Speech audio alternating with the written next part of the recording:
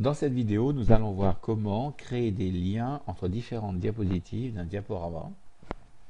Les liens servent à faire dérouler un diaporama autrement que d'une façon linéaire, c'est-à-dire en suivant la 1, la 2, la 3, la 4, la 5. Ils vont nous permettre, par exemple, de passer directement de la diapositive numéro 2 à la diapositive numéro 5. La diapositive numéro 2 détaille le film Titanic fait par Leonardo DiCaprio, enfin plutôt dans lequel il joue. Et on souhaite à partir de cette diapo avoir un renvoi qui nous affiche la diapositive numéro 5 qui, elle, affiche 3 films dans lesquels il a joué. Si on ne faisait pas ce renvoi entre la diapositive 2 et la diapositive 5, il faudrait, à partir de la 2, pour aller voir la 5, faire l'affichage de la 3 et de la 4. Nous allons créer ce renvoi. Je suis ici dans un mode d'affichage dit trieuse de diapositives, qui est symbolisé par cette icône encadrée. Je vais repasser dans l'affichage d'une diapositive. Je fais un double clic sur la diapositive 2 et la voilà à l'écran. Pour établir le renvoi, je vais l'associer à une forme. Le menu, on était sur l'accueil, je vais sur le menu insertion, forme. Je choisis une forme qui me plaît, par exemple celle-là. Je la dessine à l'écran. Je clique dessus avec le bouton droit et j'ajoute du texte et j'écris voir les autres films de Leonardo DiCaprio. J'élargis la forme au texte que j'ai tapé. Je rappelle un détail sur la sélection sur ces formes. Quand on clique dans la forme, vous avez le curseur qui clignote. À ce moment-là, vous observez que le contour de la forme est un pointillé. Si vous cliquez sur le bord de la forme, à ce moment-là, c'est la forme qui est sélectionnée et vous pourrez en travailler par exemple la couleur de fond. Ce n'est plus un pointillé en bordure, c'est une bordure complète. Donc ici, je sélectionne la forme en cliquant sur son bord. Je vais dans l'onglet Format et je vais choisir une mise en forme sympathique. Voilà. Pour créer le lien, le renvoi entre la diapo 2 et la diapo 5, je clique sur la forme, sur le bord de la forme, bordure complète. Je vais dans le menu Insertion, lien hypertexte. Je vais faire un lien dans le document. Je clique sur Emplacement dans le document et je choisis la diapo numéro 5 et je valide. Il ne faut pas chercher à vérifier que le lien fonctionne dans ce mode d'affichage. En cliquant dessus, rien ne se passe. Le lien fonctionne uniquement dans le mode d'affichage du diaporama. Je vais donc afficher cette diapo. Je vais sur cet onglet ici, diaporama, qui affiche la diapo courante. Alors observez que quand la souris est sur la forme, elle devient une petite main, signalant par là qu'il y a un lien vers quelque chose. Je clique, ça fonctionne, je me retrouve sur la diapo 5. Pour compléter le mécanisme, il faut sur cette diapo créer de la même façon une forme qui nous renvoie à la 2.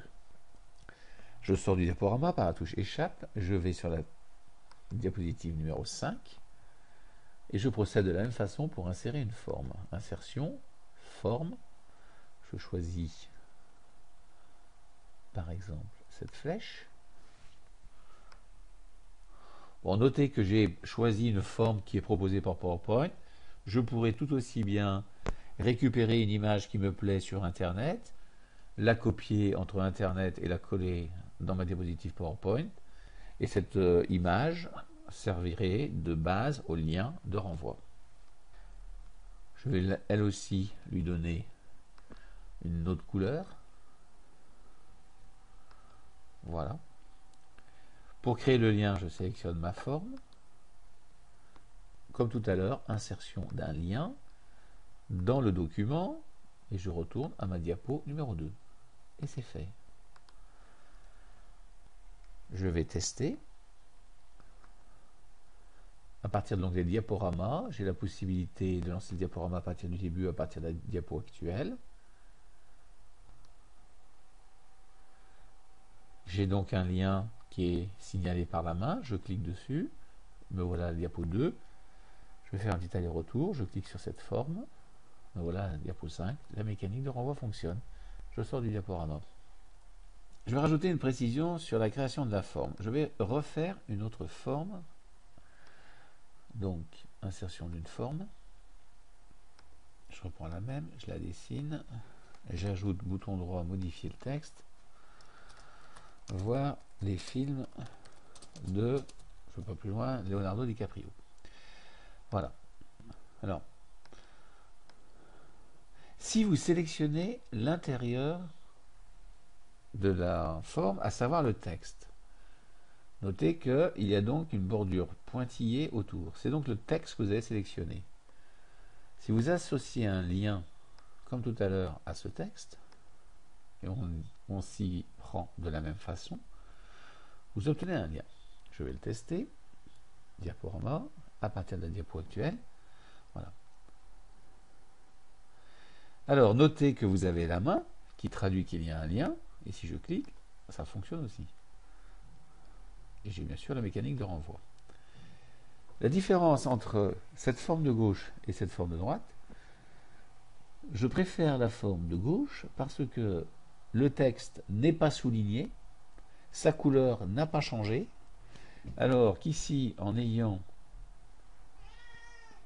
Vous savez donc qu'il y a un chat dans la pièce, et actuellement, le chat, il cherche à sortir de la pièce. Après cette interruption momentanée du programme pour évacuer le chat, je reprends. Le texte ici, je lui associe un lien. Résultat, le texte se retrouve souligné et sa couleur a été changée. Je trouve plus sympathique d'associer le lien à la forme et non pas au texte à l'intérieur. Comme ça, on conserve la colorisation qu'on a faite. Toute la nuance, c'est dans la sélection. Quand vous cliquez sur le bord de la forme, vous allez associer le lien à la forme. Et quand vous cliquez à l'intérieur, vous allez associer le lien au texte. Voilà, je tenais à préciser ce point, je vais supprimer cette forme. Dernier point, quand on fait un renvoi entre deux diapositives. Le but, c'est quand même d'aller voir la diapositive 5 uniquement à la demande à partir de la diapo 2. Donc la diapositive 5 ne doit pas faire partie du séquencement habituel du diaporama. Or, si je lance mon diaporama, là j'avance dans le diaporama en appuyant sur une touche du clavier. Je suis sur la 3, la 4, et je vais quand même passer sur la 5, etc. La 4 et la 5. Ce qu'il faut, c'est que la diapositive numéro 5 soit masquée et ne fasse plus partie du défilement habituel du diaporama. Alors comment je m'y prends pour faire ça? Je sors du diaporama, je vais sur la diapo 5, je clique sur le bouton droit, sur cette diapo, bouton droit, je masque la diapositive. Observez une chose, c'est que si vous êtes en mode plan, si vous cliquez sur cette diapo avec le bouton droit, vous n'avez pas la fonction masquer la diapo. Il faut être dans la présentation diapositive pour avoir sur la diapo masquer la diapositive dans le menu. Voilà, donc la diapositive est masquée. Ça se voit ici parce qu'elle est estompée. Je vais lancer le diaporama à partir du début. Je passe à la 2. Je déroule, j'avance, la 3, la 4. Et là, j'appuie sur une flèche pour passer à la suivante. Et je boucle bien sur la 1. La diapositive 5 est masquée.